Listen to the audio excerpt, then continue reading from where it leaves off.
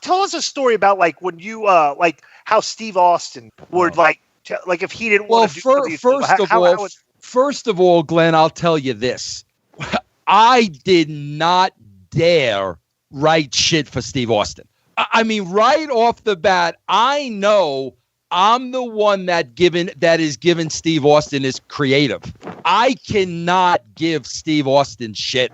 I mean, absolutely not. I had to write, my writing had to be just as good as Austin's performance.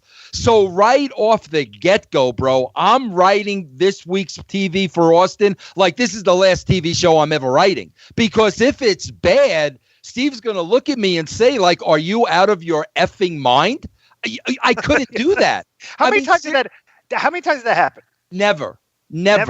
How many times did Steve question like stuff you wrote, like bro, say something?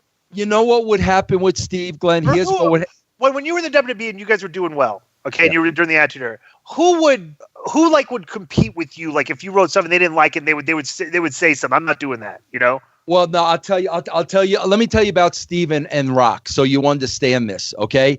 Here was the problem with Austin. He rose to Stone Cold and you guys will both understand this. He rose to greatness with that character so quickly. He thought in the back of his mind, because wrestlers were paranoia. So once he became so hot so fast, Steve was worried about losing it just as quick. So everything I wrote, bro, it could have been Shakespeare.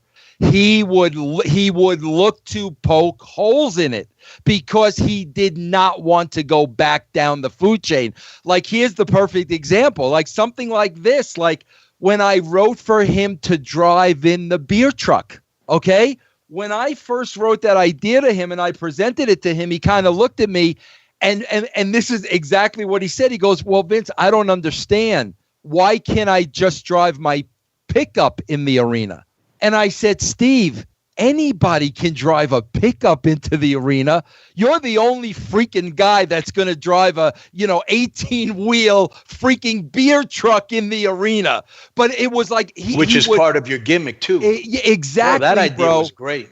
And but visually great, and it was great. He was so paranoid, bro, and rightfully so. Bro, as you know, Vince, most top stars are. Yeah, and they should be. Once they get up there, like, oh fuck, what if I fall tomorrow? I want to go back renting cars and fucking to a room and all that. Yes, and Conan, I understood that completely. That's why I never had an issue with him. I understood it.